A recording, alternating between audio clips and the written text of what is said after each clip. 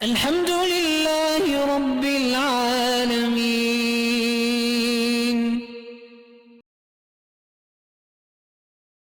شیطانی وسوسوں کے بچنے کا علاج کیا ہے؟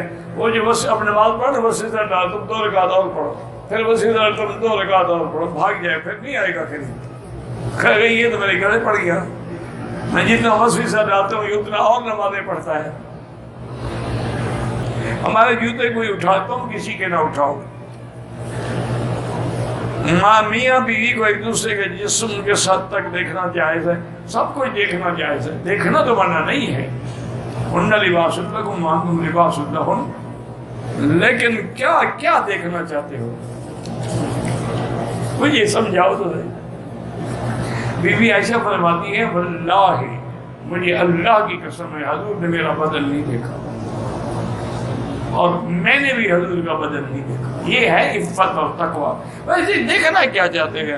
پیشاب کی جگہ ہے، پخانے کی جگہ، کیا دیکھنا چاہتے ہیں؟ میرا ایک دوست ہے بہت بڑا سرجن ہے، وہ کہتا ہے مکی صاحب جب ہمارے لیڈیز کے آپریشن ہوتے ہیں نا، مجھے 8 دن اپنی بیوی کے پاس جانے کا خیال بھی نہیں رہتا، اتنا خوف آتا ہے کہ کیا ہے اور کیسا نظام اللہ نے بنایا ہے، بچہ کیسے پرورش پاتا ہے، کیسے اندر ہوتا ہے۔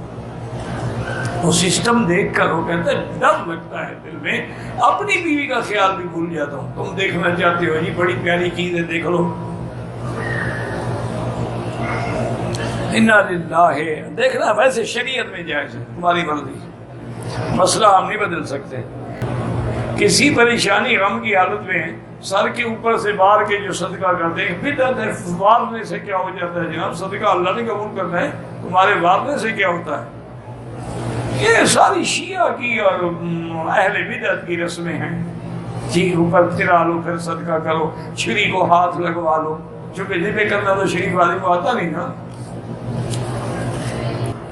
میری والدہ کو پچھلے 3 مہینے سے خواب آتا ہے، خواب کا مجھے پتہ نہیں ہے، بہرحال اگر خواب ٹھیک ہے الحمدللہ، غلط ہے کسی کو نہ بتاؤ،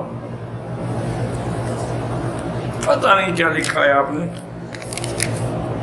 اگر خواب ڈراؤنا ہو نا کبھی بتایا نہ کرو، اور رات کو جب نیند کھل جائے در سے تو 3 دفعہ بائیں طرف تھوک بھی دو اور لا حول ولا قوت الا باللہ پڑھ کے کروٹ بدل کے سو جاؤ، کچھ نہیں ہوگا۔